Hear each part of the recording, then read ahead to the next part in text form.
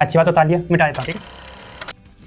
ठीक है, क्या है हमारा एक वृत्त है, तो वृत्त के चारों ओर एक और ये बन गया, एक और ये बन गया, क्या बन गया, एक और ये बन गया और एक और ये बन गया। ठीक है, तो एक और ये बन गया और एक और ये बन गया। जीरो काटा नहीं है, जो तुम जीरो काटा समझो, मुझे पता तुम्हारे साथ जीरो काटा समझो, भैया जीरो काटा खेले होंगे। ठीक है, तो परिगत का मतलब होता है ये वाला। ठीक है, वृत्त के चारों ओर इस 4 स्पर्श रेखाएं हैं। ठीक है, वृत्त के चारों ओर क्या 4 स्पर्श रेखाएं, तो इसको बोलते हैं परिगत। ठीक है, तो इस कोने का नाम बोलते हैं ए, इस कोने का नाम बी है, इस कोने का सी और इस कोने का नाम डी है। दिखाई दे रहा होगा।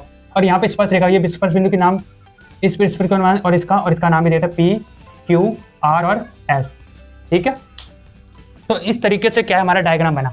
ठीक है, और परिगत जब भी आ जाए तो समझ जाने एक वृत्त है और वृत्त के चारों ओर क्या है, स्पर्श रेखाएं हैं। ठीक है, और ये बन गई स्पर्श बिंदु बीच की। तो अब हमें सॉल्व करना है। ठीक है, यहाँ पे क्या है, अब सॉल्व करना है, तो सॉल्व करने में तो आपको पता ही है, सिद्ध कीजिए। तो यहाँ पे मैं लिख देता हूँ सिद्ध करना है। ठीक है, तो यहाँ पर हमें दिया नहीं था, हमने ऐसे डायग्राम बताया, तो हमें पहले सिद्ध करना है। सिद्ध करना क्या है, A B plus C D बराबर है A D plus B C. ठीक है, तो इस तरीके से हमें इसको सिद्ध करना है। शुरू करें, 1 2 3 शुरू करते हैं। ठीक, त्रिभुज ए बी सी डी में, ओह डी कैसे बनाए में, ठीक है, त्रिभुज ए बी सी डी में सबसे पहले ए पी। ठीक है, ए पी किसके साथ है, यहाँ मतलब कि ए के बीच में क्या स्पर्श रेखा पी है। ठीक है, अगर ये इतनी है तो ये भी कितनी होगी, इतनी, तो ए एस। ठीक है, याद रखिए ए पी। ठीक है, जितनी ए पी होगी उतनी ए एस होगी, मतलब कि जितनी दूरी ए पी की है उतनी दूरी ए के साथ एस की है। ठीक है, आपको दिखाई नहीं दे रहा, पर आप डायग्राम बनाएं कॉपी में तो आपको समझ में आ जाएगा कि थोड़ा यहाँ पे ज़्यादा दिखाई दे रहा है पर ज़्यादा नहीं है। तो याद रखना, ए की जो जितनी दूरी होगी उतनी ए इसकी दूरी होगी, तो मतलब ए पी बराबर ए एस के। ठीक है, यहाँ पे लिख, इसके बाद बी पी। ठीक है, बी के साथ जितनी दूरी इसकी होगी उतनी दूरी इसकी होगी, तो बी क्यू हो गया। ठीक है, अब इसके साथ साथ हमने ऐसे शुरुआत की थी ना, उसको भी ऊपर ही ऐसे शुरुआत करो। पहले हम लिखेंगे सी आर, क्या लिखेंगे, सी आर। ठीक है, सी आर कितनी दूरी होगी, सी क्यू की। याद रखना, जब आप शुरुआत ऐसे करेंगे ना, यहाँ से नीचे से, तो शुरुआत ऊपर से करनी पड़ेगी, क्योंकि ये बराबर है इसके। तो आप ए पी यूज़ करेंगे, फिर ए एस यूज़ करेंगे, बी क्यू यूज़ करेंगे, फिर बी पी यूज़ करेंगे, इसी तरह सी आर यूज़ करना है, फिर डी आर यूज़ करना है, डी आर। ठीक है, तो किसके बराबर है, हाँ सॉरी क्या यहाँ पे डी आर किसके बराबर, डी एस के।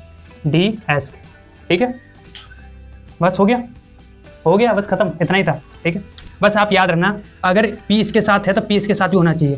ठीक है, अगर C के साथ R है तो इसी साइड D के साथ भी क्या होना चाहिए, R होना चाहिए। ठीक है, तभी आपको ये समझ आ जाएगा।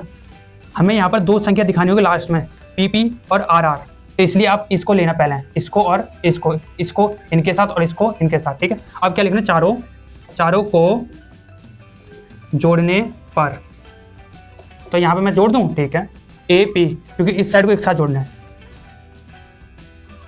CR प्लस DR बराबर, अब इस साइड को जोड़ दो सारी को, AS plus BQ plus CQ plus DS। ठीक है, तो देखो कॉमन, देखो PP हटा दो, चलो इसको, यहाँ पे हम क्या ले लेंगे, AB ले लेंगे, इसको हटा दो, चलो यहाँ पे हम क्या ले लेंगे, CD ले लेंगे। ठीक है, हमने यहाँ पे जो सेम थे वो मैंने क्या करा, काटे नहीं है, मैंने हटा दिए, बस क्या दिए, हटा दिए। ठीक है, तो A B ले लिया और यहाँ पर C D ले लिया। ठीक, इसी तरीके यहाँ पर मैं इसके साथ S और इसके साथ S, मैं इसको काटूंगा नहीं, हटा देता हूँ। ठीक है, तो मैं यहाँ पे क्या लेता हूँ, A D plus B C, इसको इसका हटा दो, B C। ठीक है, जो चीज उनके साथ होगी उसमें लिखना। ठीक है, अब दोनों के साथ P था तो मैंने इनको एक साथ लिख दिया AB। ठीक है, इन दोनों के पास R था तो इसलिए मैंने CD इसके साथ लिख दिया। इसी तरीके से S इसके पास है और S इसके पास है, तो इन दोनों को मैंने साथ में लिख दिया। Q इसके साथ था, Q इसके साथ था, तो इन दोनों को मैंने साथ में लिख दिया। तो ये हमारा क्या हो गया, सॉल्व हो चुका है। ठीक है, तो बस छोटा सा सम था, बट आप गलती मत करना यहाँ पर, क्योंकि अगर आपने यहाँ पे गलती करी तो आपको पूरा क्वेश्चन गलत हो जाएगा। तो याद रखना, A के साथ P लगा रहे हो तो दोनों के साथ P होना चाहिए इस साइड। ठीक है, अगर C के साथ R लगा तो दोनों के साथ R होना चाहिए। इसी तरीके से अगर A के साथ S लगा रहे हो तो D के साथ भी क्या होना चाहिए, S होना चाहिए। B के साथ Q है तो C के साथ भी क्या होना चाहिए, Q होना चाहिए। ठीक है, तो इसको नोट डाउन कर लो, इतना आसान है ये। ठीक है, ज़्यादा मुश्किल नहीं था ये।